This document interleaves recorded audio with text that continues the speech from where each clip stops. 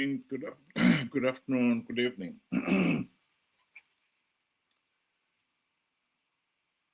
I've often referred to the Greeks and how they identified that there are three types of people. And this has been confirmed by other nations, other studies. But the Greeks realized it nearly 2,500 years ago, that there are basically three types of people on earth. There is the idiot who is so self-centered, he doesn't care about anything else.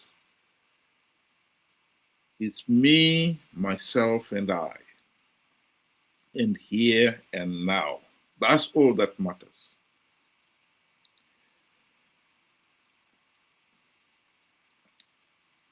Then the next level is what they call the tribesman.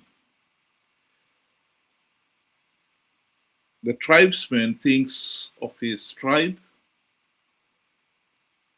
and tribalism is his religion, and the tribe leader becomes a demigod.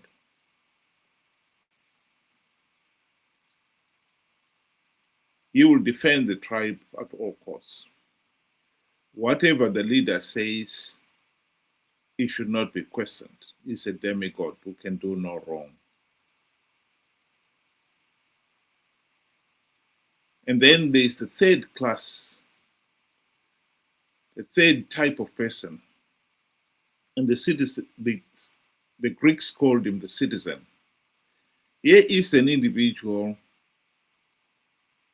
who really takes advantage of what men are supposed to be, a creature of reason. And reason will tell him that you've got to look for the facts, what is true. And that should be valued above what an individual says. And this I can give the example of Zimbabwe. The number of Zimbabweans who have struggled to accept that Chamisa lied to them is unbelievable. These are people who are failing to think. If you take out Chamisa out of the equation, anybody else, if they tell you, I have plugged all the vote rigging loopholes to stop ZANU-PF rigging the elections, and then the elections are rigged, they will not hesitate, of course, to come back and say, you lied. You said you had stopped ZANU-PF rigging the elections, and yet ZANU-PF rigged the elections. Yeah. They have no problem with that. But the minute Chamisa said it, it's elevated to another level. As much as they have accepted that the elections were rigged, the 2023 elections were rigged, they've accepted that. What they have failed, they are refusing to accept, is to have to accept that Chamisa lied to them. Because Chamisa is a demigod. He cannot do anything wrong. And certainly he cannot be accused of lying. And so you find yourself in a situation here where people do not care about the facts, the reality on the ground.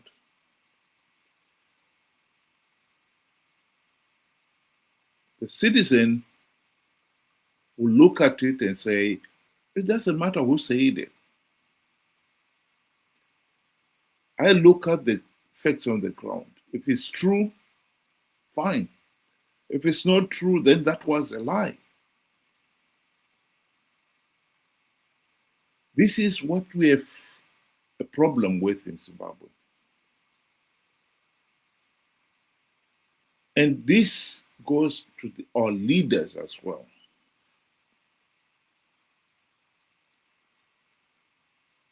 They have the mentality of the tribesmen, the dominating. Dominate or be dominated. Whereas a citizen has risen above that. He realizes the sheer futility of trying to dominate other people. Because their reaction will be also to dominate you. So you're forever, all your life, engaged in this perpetual fight of who is going to remain the dominant one. And when you have got leaders with that mentality, you know you're in trouble. You are in deep, deep trouble. Because all they think about is dominating. And this video clip is an illustration of why we are a failed state. The picture on the screen there, many people have seen it. Morgan Tsvangirai, after he had been assaulted by the police. Here is Mugabe's reaction to that assault.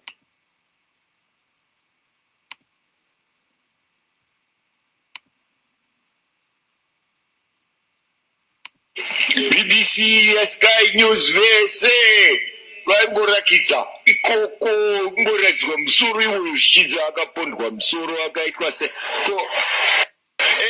ndakavati hehe akarohwa akarakashwa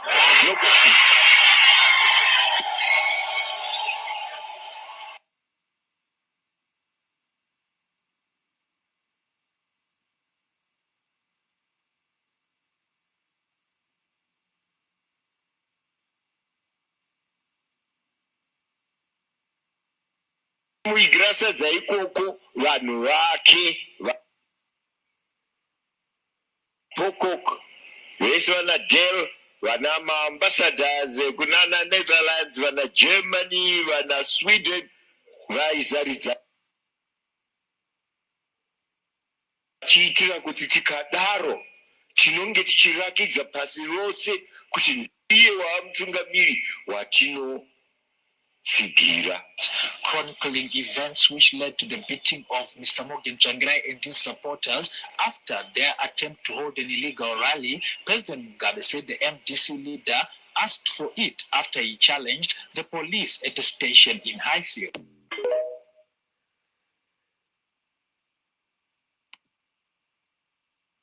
The truth of the matter is, of course, that this was just Mugabe flexing his muscles, responding to his primeval desire to dominate. The tragedy is Morgan Tsvangirai was being subjected to the same oppressive abuses that all blacks experienced before independence. Nothing had changed. In fact, if the truth be told, the incident of Morgan Tsvangirai being physically assaulted was just one of the many. There are more serious ones, like the Takamurakasha massacre. I've said on this platform the primary purpose of Takamurakasha was to force the only other political party at the time, led by the late Dr. Joshua Nkomo, to give up its identity as an independent political party and be forced to join ZANU-PF. The Gugura Wundi was launched in 1983 and raged on until 1987. And by then, over 20,000 innocent Zimbabweans had been killed. Dr. Nkomo joined the Unity Accord, signed the Unity Accord, and that paved the way for Mugabe to impose the de facto one-party state. That has ruled the country to this day.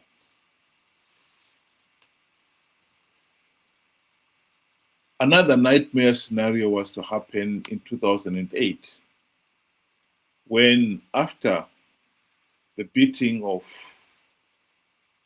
Tsvangirai and other opposition leaders, like Nelson Chamisa in 2007, SADC forced Mugabe to implement some meaningful democratic changes that were to allow at least some semblance of a free, fair, and credible election.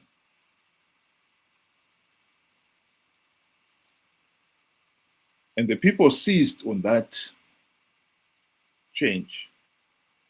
And in 2008, the people voted to end the ZANU-PF dictatorship. When the ZANU-PF thugs themselves realized what had happened, their reaction was to revert back to their default setting.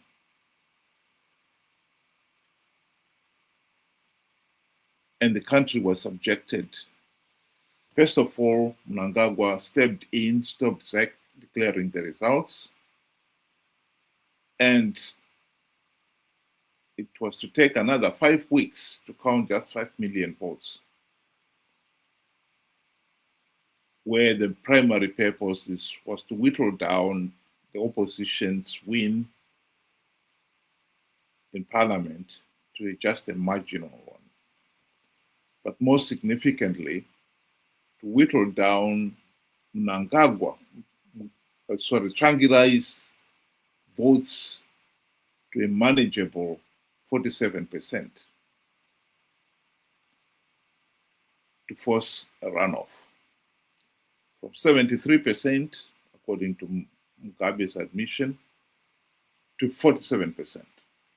And during the runoff, the party used some of the worst violence the country has ever witnessed.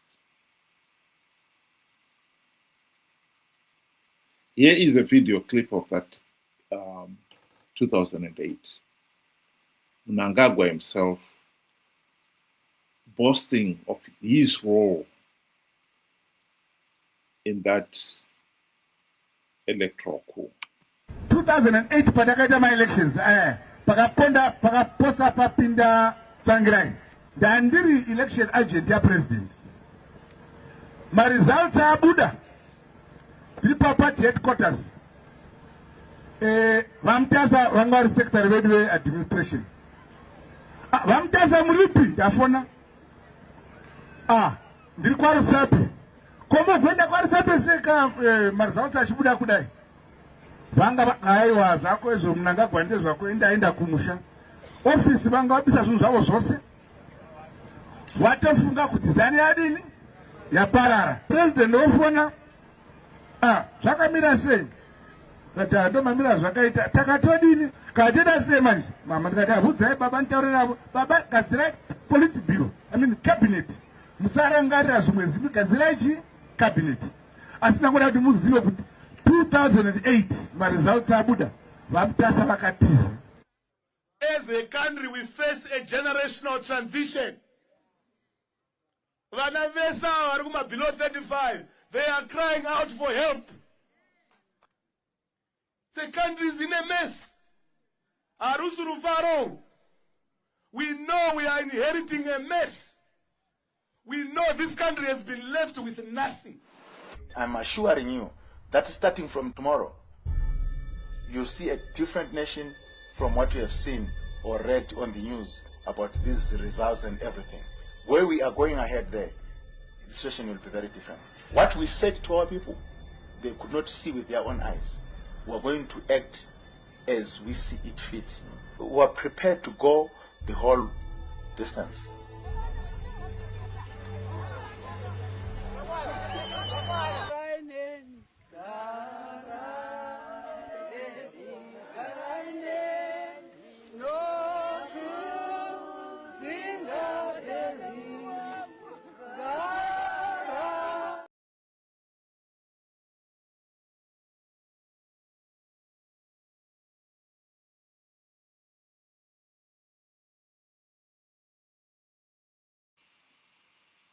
The whole distance was the beating up of people.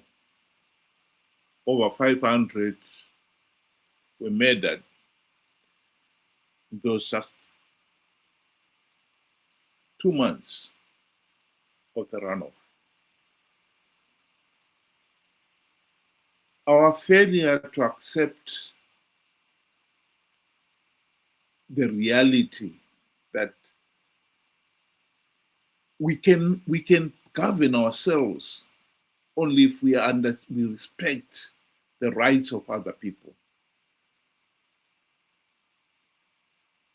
ZANU-PF's mentality has been very clear from the time even when the country gained its independence.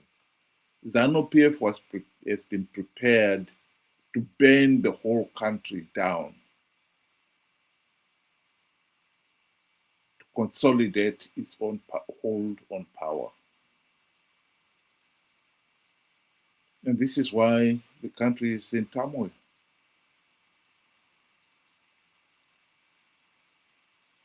The tragedy, of course, is that the opposition, Morgan Tsvangirai and company, when they did have the opportunity to implement the democratic reforms to end the dictatorship,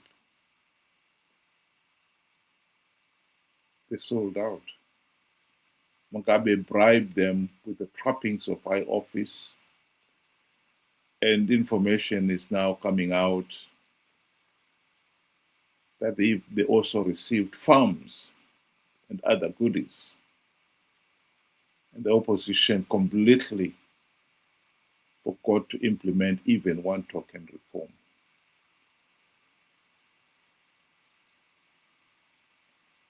And hence the reason why, even after 25 years of the opposition on the political platform, including the 5 years in the GNU, ZANU-PF is still able to rig elections and perpetuating the dictatorship.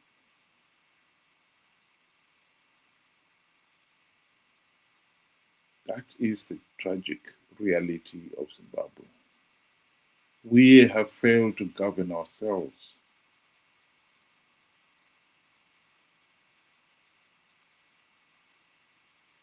We need to change. We really desperately need to end this case of rigged elections and bad governance. Thank you.